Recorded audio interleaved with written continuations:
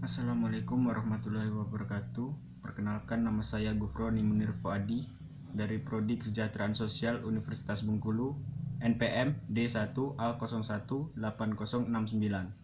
Pada video kali ini saya akan memberikan cara menjadi fasilitator yang baik. Sebelum kita cari tahu dulu apa itu fasilitator. Fasilitator adalah mereka yang ditugasi untuk melakukan fasilitasi dalam proses pembelajaran. Sebutan fasilitator biasanya digunakan dalam proses pembelajaran orang dewasa, dan metode yang dipakai dalam proses ini adalah metode andragogi. Metode ini dirancang mengacu pada pendidikan orang dewasa, suatu model pendidikan yang mengutamakan penggalian, pendalaman, pengembangan, dan potensi individu secara optimal. Setelah kita tahu apa itu fasilitator, maka kita lanjut fungsi peranan seorang fasilitator. Seorang fasilitator memiliki fungsi dan peranan untuk selalu memusatkan perhatian kepada seberapa baik peserta pelatihan bekerja sama. Hal ini ditunjukkan untuk memastikan bahwa peserta sebuah pelatihan dapat mencapai tujuan mereka dalam pelatihan tersebut. Fasilitator sebaiknya memberikan kepercayaan kepada masing-masing peserta belajar untuk dapat memikul tanggung jawab bersama atas apa yang terjadi dalam proses belajar. Tanggung jawab itu antara lain adalah memanggil para peserta untuk mengingatkan mereka akan jadwal pertemuan berikutnya, menjamin bahwa setiap peserta mempunyai kesempatan untuk memberikan sumbangan pada sebuah diskusi, meninjau dan mengetahui bahwa agenda yang disusun bertujuan untuk melayani tujuan dan kepentingan peserta pelatihan dan pelatihan itu sendiri. Pembagian peran ini pada akhirnya mampu meningkatkan tanggung jawab peserta belajar dalam mencapai tujuan belajar. Peserta ikut menjaga alur proses belajar dan memberikan kesempatan kepada lebih banyak orang untuk melakukan pengawasan dalam menentukan apa yang terjadi dalam sebuah belajar dan keputusan apa yang diambil. Seorang fasilitator dapat memenuhi berbagai jenis kebutuhan yang berbeda dalam bekerja dengan peserta belajar. Hal ini ditentukan oleh tujuan peserta belajar untuk datang dan berkumpul bersama, serta segala sesuatu yang diharapkan dari individu yang akan bertindak sebagai fasilitator. Setelah kita tahu fungsi dan peranan dari fasilitator, kemudian kita akan membahas tentang etika seorang fasilitator.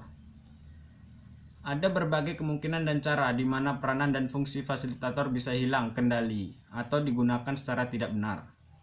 Hal ini sering terjadi tanpa disadari, baik oleh peserta pelatihan maupun fasilitator. Etika minimal yang harus dipegang oleh fasilitator adalah sebagai berikut. Yang pertama, fasilitator tetaplah manusia dan jangan pernah menjadi tempat tumpuan dan jangan merasa mampu menyelesaikan semua masalah. Yang kedua, jangan tergoda menjadi diktator. Peserta belajar mungkin menyerahkan sebagian dari wewenang mereka sebagai peserta kepada fasilitator. Atau tidak jarang peserta meminta kepada fasilitator untuk membuat keputusan, mendefinisikan suatu situasi, dan lain-lainnya. Kalau seorang fasilitator berada dalam situasi tersebut, maka harus segera sadar diri. Jangan pernah memainkan peran sebagai manipulator. Sebuah potensi menyalahgunakan yang sama timbul dari kenyataan bahwa fasilitator itu memainkan suatu peran yang cerdik dan tanpa memerintah. Fasilitator yang pasif, ramah, bermaksud baik bisa menjadi manipulatif dalam cara-cara di mana seorang pemimpin yang agresif dan kuat tidak akan pernah bisa menghindarinya. Perbedaan antara seorang manipulator yang sangat mempesona dan seorang diktator yang keras sekali mungkin hanya soal apakah peserta pelatihan menyadari atau tidak bahwa mereka sedang dikuasai dan diawasi oleh pemimpin mereka. Ini memang sungguh terjadi bagi peserta pelatihan dan tidak pada peranan kepemimpinan apa saja secara terbuka yang sedang menggunakan teknik-teknik ini dalam suatu pertemuan atau pelatihan. Kemudian ingat, kita tidak satu-satunya. Tidak ada standar eksternal yang dapat digunakan untuk menilai fasilitator. Siapa saja boleh disebut dirinya sebagai fasilitator, dan hal ini tidak perlu mencerminkan pengalaman, keterampilan, dan pemahaman seorang tentang proses pelatihan. Menjadi seorang fasilitator tidak berarti bahwa fasilitator sudah mempunyai kualifikasi sebagai seorang ahli psikoterapi, baik bersama dengan sekelompok orang atau perorangan berdasarkan situasi. Mengingat cakupan memadu atau memfasilitasi tekanannya pada nilai-nilai dan perasaan manusia, fasilitator sering dilihat sebagai narasumber bagi berbagai masalah psikologis pribadi maupun organisasi. Jadi kadang-kadang para peserta menghubungi para fasilitator, baik langsung maupun tidak langsung, dengan kebutuhan emosi mereka. Hal ini dapat diinterpretasikan sebagai suatu pernyataan atas kekurangan narasumber yang tersedia bagi permasalahan pribadi daripada suatu komentar atas keterampilan dan sebagai orang ahli terapi. Hal itu harap berhati-hati. Kemudian harus diingat juga bahwa fasilitator tidak dapat berharap bahwa fasilitator akan mencapai kebutuhan emosionalnya.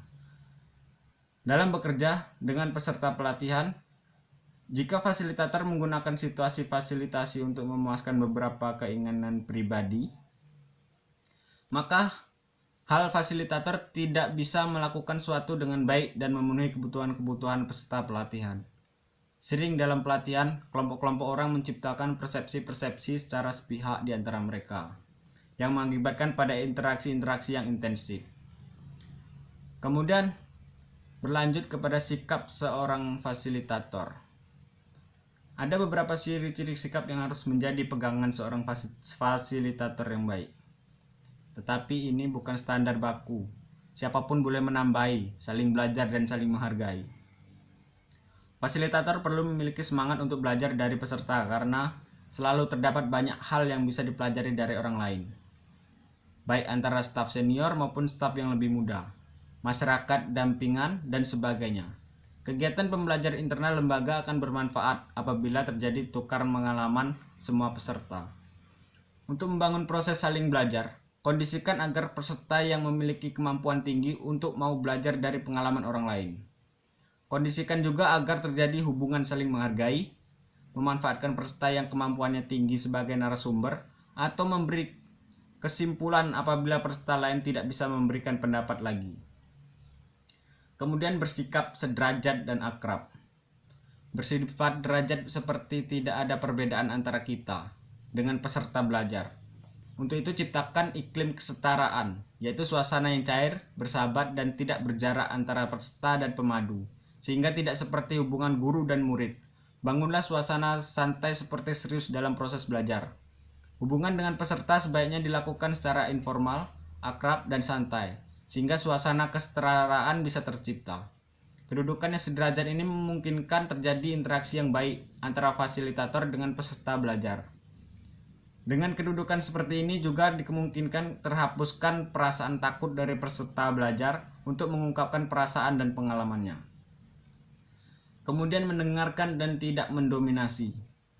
Karena pengalaman dari peserta yang paling penting dalam proses pembelajaran, fasilitator perlu lebih banyak mendengarkan dan mendorong peserta untuk sebanyak mungkin mengungkapkan pengalaman dan pendapatannya.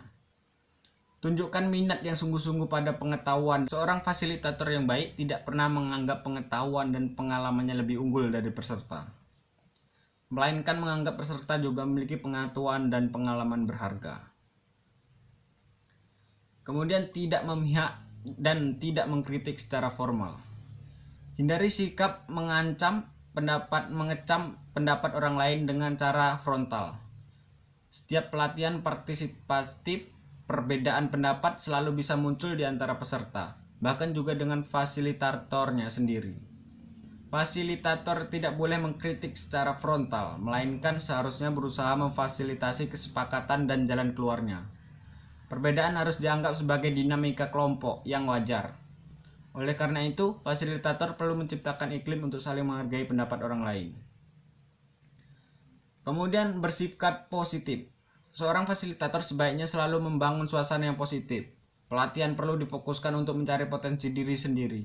Jangan memperdebatkan masalah untuk mencari kesalahan seseorang, tapi diskusikan jalan keluarnya. Ciptakan iklim penerimaan perbedaan pendapat apabila terjadi perbedaan pendapat tentang suatu hal.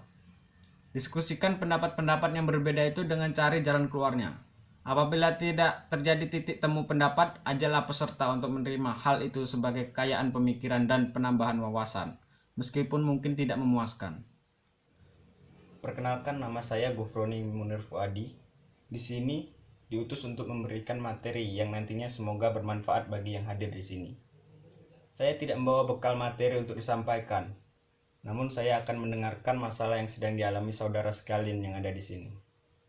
Jadi saya akan membuka sesi tanya jawab terbuka. Bagi yang mau bertanya silakan, saya di sini cuma ingin memberikan beberapa tips agar saudara-saudara sekalian yang ada di sini bisa kembali menjadi orang yang baik dan kembali diterima di masyarakat. Itu siapa itu yang bertanya? Coba. Perkenalkan, nama saya Jamin alias Codet. Saya resah akhir-akhir ini karena akhir bulan ini saya akan keluar dari lapas. Tetapi saya takut di luar sana susah untuk mencari pekerjaan dan susah menyesuaikan dengan masyarakat. Bagaimana menurut Anda tentang hal itu? Jadi gini saudaraku, kita semua ini pernah lupa, pernah salah, dan itu bukan suatu hal yang ditakutkan. Kenapa? Ya karena masih sadar kalau kita ini dulu salah. Yang bahaya itu kalau kita tidak tahu kalau kita ini salah, kan gitu. Jadi sebenarnya kenapa mantan napi yang sudah bebas melakukan kejahatan lagi? Ya karena kebutuhan. Mereka keluar dari penjara tidak punya penghasilan dan nyari pekerjaan pun sulit. Akhirnya nyopet, jambret, dan maling. Tapi kalau kamu benar-benar ingin berubah, kamu harus kreatif. Peserta yang duduk di sana, nah jangan tuh, makanya dia duduk di belakang. Itu kreatif. Di masyarakat juga gitu, Mas. Kamu tidak diterima kerja di perusahaan, toko dan sebagainya, harus kreatif. Cari orang yang ahli di bidang suatu bidang hal, kemudian belajarlah dan tekuni sampai kamu jadi ahli. Terserah apapun itu, yang penting halal. Setiap orang punya hobi. Juga Mas pasti juga punya hobi. Dalami itu, cari peluang agar menghasilkan.